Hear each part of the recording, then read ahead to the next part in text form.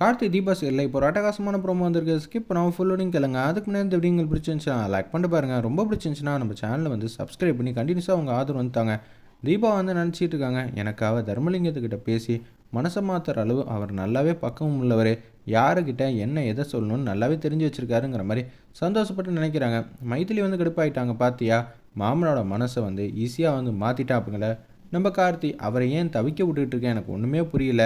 உனக்காக என்ன வேணான்னு செய்ய கடமைப்பட்டிருக்காப்புல. நீ அவருக்காக இது வரைக்கும் என்ன செஞ்சுருக்க, எனக்கு ஒன்றும் புரியலை. அவரை மனசளவில் கஷ்டம்தான் படுத்தியிருக்க. இதெல்லாம் உண்மைதான் நீ, எனக்கு நல்லாவே புரியுது. கடைசி நேரத்தில் கூட என்னை காரில் கூட்டிகிட்டு வரப்போ கூட ஏன் இது மாதிரிலாம் முடிவு எடுத்தீங்கன்னு என்கிட்ட சத்தம் தான் போட்டு பேசினாப்புல. நான் தான் எதுவும் சொல்ல முடியாமல் இருந்துச்சு. சரி, எதுவாக இருந்தாலும் அப்புறம் பேசிக்கலாம் அப்படின்னு சொல்லும்போது, நீங்கள் உடனே வந்து கிளம்பணும் அவசியம் இல்லை தம்பி, உள்ளே வந்து கொஞ்சம் நேரம் உட்காந்துட்டு போங்கன்னு சொன்னேன். உள்ளே கேஷுவலாக கொஞ்சம் நேரம் உட்காடுறாங்க. காஃபி ஏதோ ஒன்று கொடுக்குறாங்க, அதே மாதிரி சாப்பிட்றாங்க. வெளியில் வந்து கிளம்பலான்னு இருக்காங்க. சரி தம்பி, உங்களுக்கு டைம் ஆகும், இப்போலேருந்து போனால் தான் அம்மா வந்து தேடுவாங்க, இல்லாட்டி வந்து அம்மா வருத்தப்பட்டுட்டு இருப்பாங்க அப்படின்னு சொல்லும்போது, ஊரில் இருக்கிற 4-5 பேர் வந்துட்டாங்க. ஊர் தலைவர்லாம். நீங்கள் யார், கார்த்தி மாப்பிள்ள தானே, தீபாவோட ஹஸ்பண்டு தானே? ஆமாம், தீபாவோட ஹஸ்பண்ட் தான், சொல்லுங்கள் எதுவாக இருந்தாலும் அப்படின்னு சொல்லும்போது, தீபா வந்து சந்தோஷப்பட்டு சிரிக்கிறாங்க. அந்த இடத்துல அபிராமிக்கு வேணால் என்னை வந்து பிடிக்காமல் இருக்கலாம், ஆனால் கார்த்திக்கு வந்து இன்னமும் என்னை பிடிச்சிருக்கு. அவங்க தான் வந்து நிறத்தை வச்சு கேம் விளாண்டுட்டு இருக்காங்கங்கிற மாதிரி தீபா வந்து மனசில் வந்து நினச்சிட்டு இருக்காங்க. தம்பி, ஊரில் வந்து காப்பு வந்து கட்டியாச்சு. இந்த ஊர் சொந்தம் நீங்கள், அது மட்டும் இல்லாமல் எங்கள் மாப்பிள்ளை. நான் உங்களை மாப்பிள்ளைன்னு கூப்பிடலாம்ல, தாராளமாக கூப்பிடலாங்கிற மாதிரி சந்தோஷப்பட்டு பேசுகிறாங்க. தீபாவுக்காக வந்து கார்த்தி அதிரடியான முடிவு நிறையாவே எடுத்திருக்காப்புல. இப்போ ஊர் மத்தியில் நம்ம மான மரியாதை காப்பாற்றுவாரா, அவர் நம்மக்கிட்ட சொன்ன ரகசியம் வெளியில் யாட்டின்னு சொல்லக்கூடாதுன்னு சொன்னாப்புல அப்படின்னு சொல்லி தர்மலிங்கம் வந்து நினச்சிட்டு இருக்காங்க. அம்மாவுக்கு வந்து காத்துக்கிட்டு இருப்பாங்க, இல்லை நம்ம குடும்பத்துக்காக இங்கேயே காப்பு கட்டியிருக்காங்கன்னா ஊரை விட்டு போகக்கூடாது, இது நல்லாவே தெரியும். இருப்பினும் அவர் என்ன மாதிரி முடிவு எடுப்பாங்கன்னு தர்மலிங்கம் வந்து அவளோட வெயிட் பண்ணிகிட்டு இருக்காங்க. தம்பி, காப்பு கட்டியாச்சு, ஊரை விட்டு போகக்கூடாது, இந்த ஊர் சொந்தம்னா எங்களுக்கும் நீங்கள் மாப்பிள்ளை தானே? ஆமாங்க, நீங்கள் சொன்னது எல்லாமே வாஸ்தவம் தான். நான் 3 நாள் கழிச்சே வந்து போகிறேன். உங்களால் இந்த வீட்டில் இருக்க கன்வீனியண்ட்டாக இருக்க முடியுமா? நீங்கள் கோடீஸ்வரன் தானே? கோடீஸ்வரன்லாம் சும்மா பேருக்கு தாங்க, அது ஒரு சின்ன பொருள், ப்ராப்பர்ட்டி மாதிரி தான். மனுஷங்க தான் ரொம்ப முக்கியம் அப்படின்னு நம்ம கார்த்தி வந்து மனசு விட்டு ரொம்ப சந்தோஷப்பட்டு பேசுகிறாங்க. நம்ம ஒரு மாப்பிள்ளையா இருந்துட்டு இது மாதிரிலாம் எதிர்பார்ப்பாப்லையா? எல்லாத்தையும் வந்து அட்ஜஸ்ட் பண்ணிப்பாப்புல. தீபா எவ்வளோ நல்ல பொண்ணு, அவங்களுக்கு ஏற்ற கிடைச்ச பக்குவமான வாழ்க்கை தான் இது. தீபா, நீ ரொம்ப கொடுத்து வச்சவங்கிற மாதிரி ஊர்க்காரவங்கெல்லாம் சந்தோஷப்பட்டு பேசுகிறாங்க. அந்த இடத்துல ஒன்றை வைக்கப்பட்டு சிரிக்கிறாங்க. ஆமாம், ஊர்க்காரங்களுக்கு எல்லாருக்கும் தெரிஞ்சிருக்கு, ஆனால் தீபாவுக்கு தான் தெரிய மாட்டேங்குது. கார்த்தி இன்னமும் உன்னை லவ் பண்ணுறாரு. நீ வேணான்னு சொன்னால் கூட உன்னை கண்டிப்பாக வந்து விட்டு கொடுக்க மாட்டாப்புல.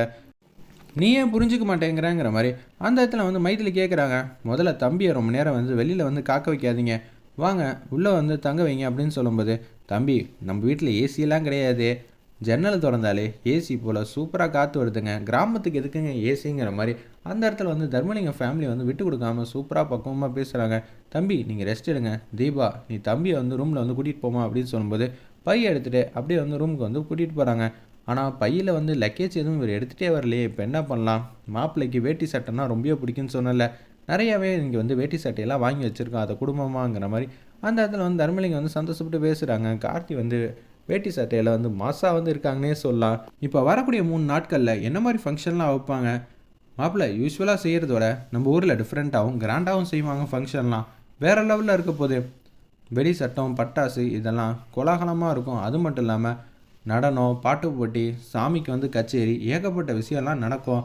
அதுவும் நம்ம தீபா இருக்காளே அப்படின்னு சொல்லி பாட்டு விஷயத்தை ஆரம்பிக்கிறாங்க. அதெல்லாம் எதுவும் சொல்ல வேணான்னு கஞ்சடையில் வந்து சொன்னனால, என்ன தீபா பாட்டு, தீபாவுக்கு பாட்டு பாட தெரியுமா? இல்லைங்க, தீபாவுக்கு பாட்டுனா ரொம்ப பிடிக்கும், அவள் தான் முன் வரிசையில் நின்று பார்த்துக்கிட்டு இருப்பா.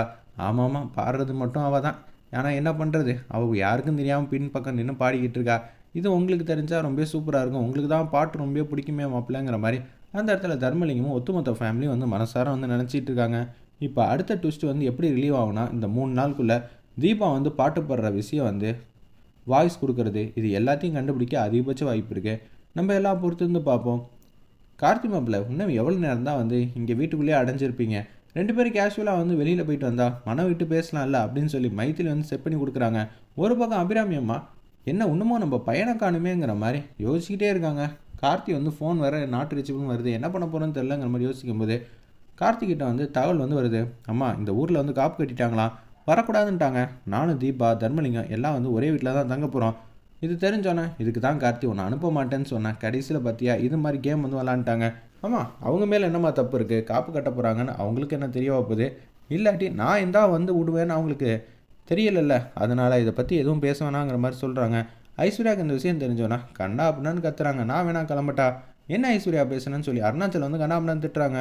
காப்பு கட்டியாச்சுன்னா வெளியிலேருந்து யாரும் உள்ள போக்கூடாது. உள்ளேருந்து யாரும் வெளியில போக்கூடாது. அச்சச்சோ!